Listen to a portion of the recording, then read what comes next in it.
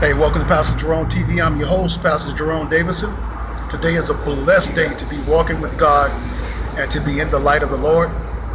Just want to kind of just talk about this thing with the National Geographic's magazine the other day, that they featured a young boy on there named Avery Jackson.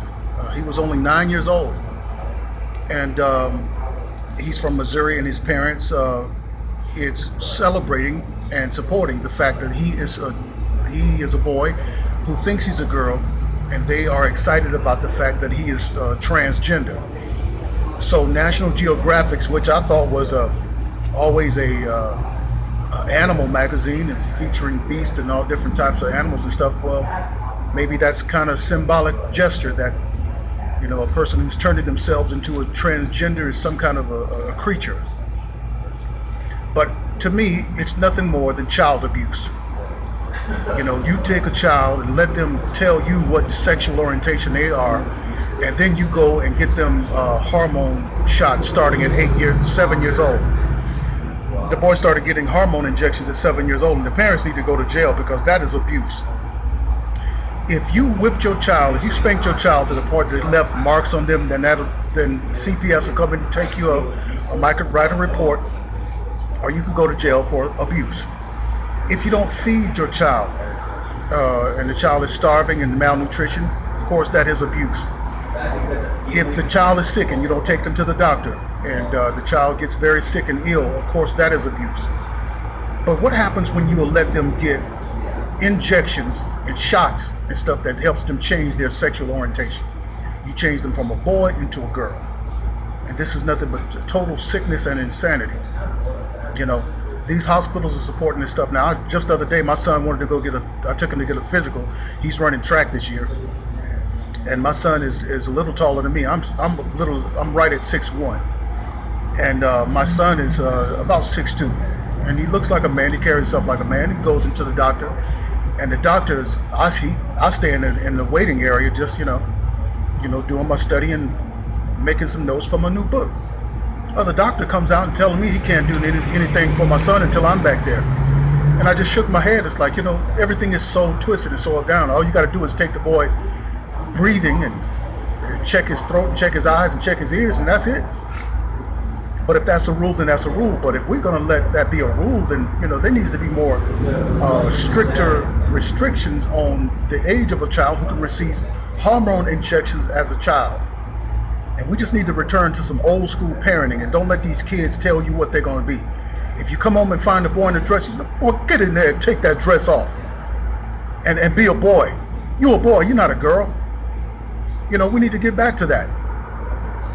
And that helped these children, have some kind of identity. But this stuff has been poured on us in a crazy way in these last 8 years. It's been ridiculous. So, we have to really make a stance for this. And on the front of the magazine, the boy is featured on the front of the magazine, National Geographic's. And National Geographic's is a 128-year-old magazine. And they are totally in line with this agenda. Let me tell you something about these magazines now. These magazines are not making any money. Magazines don't make any money. Of course, when the internet came, a lot of this stuff, newspapers, a lot of this stuff is not making any money, right? So then what's the purpose of their existence? Well, they want to remain in the position to influence society. That's a powerful position. Because if you can influence the way people think and influence what is truth and what isn't truth, well, then you're almost in a godly position. You're in a very powerful position to help people receive truth, or you can be in a position to deceive people. But these magazines are not making any money. Newspapers aren't making big money anymore. The money is in the internet. People can Google something and it's a done deal. It's a wrap. And you don't have to spend money on a newspaper or on a magazine. So they're all in bed with this agenda to help bring in the Antichrist in the last days. I did check it out. Please check it out. Go to Jerome TV, Pastor Jerome TV, and check out a series of teachings that I did on sex with the angels. And from Genesis chapter 6, I did some teaching, and from Genesis chapter 2 and 3, I did some teaching. Because Jesus clearly said to us, he said, that it shall be as it was in the days of Noah. when they, who are they? The fallen angels, the Benoah Elohim. The Benoah Elohims are the sons of God. Where people say, well, the angels never was the sons of God. Do you remember when the three Hebrew boys was thrown into the fire, and Nebuchadnezzar said, I see, didn't we throw three in there? He says, well, I see four. And he said, the fourth one looks like the Son of God. Well, everybody in that time knew that the sons of God, angels were referred to as the sons of God. And when you look at Genesis chapter 6, you see sons of God. And you look at Job chapter 1. And in Job chapter 1, it says that the sons of God gathered to make a report before the Lord, and Satan was present among them. That same word, Benoah Elohim, refers to the angels. The sons of God was making a report. They was on the earth seeing, these were probably guardian angels looking over men, and they were making the reports before God, and Satan came also. And so these were angels. And so, but they are trying to return us back to that day of Noah, when there was a sexual revolution, which was fallen angels begin to have sex with men and women and children and animals and all of this stuff.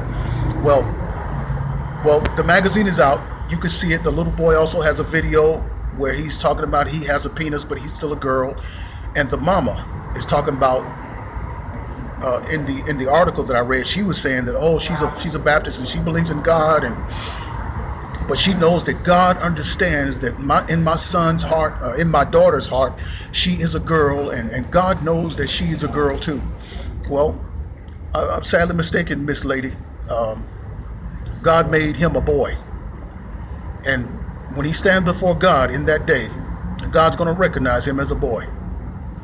And it's a shame that you are destroying his soul for a couple of dollars from the Illuminati or from these sick pedophilic people, paying you to help push your child out there to try to make this twisted sexuality something popular that all the kids are gonna, go after like it's some type of candy.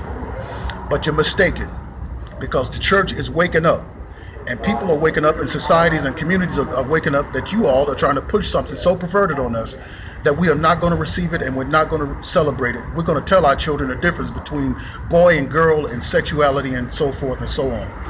Our children want to have children. Our children want to be married to the opposite sex. Our children want to have a normal life. And I tell my children all the time, don't let the school tell you to call a boy a girl. It's almost looking at a dog barking and telling a dog that he's a cat, and saying, tricking in your mind and trying to say that the dog is a cat. The dog is a cat. Don't let them play and make you mentally ill like those sick people. Well, I'm Pastor Jerome. Thank you for tuning in. Thanks for watching the videos. And God is with us, and God is great. God bless you.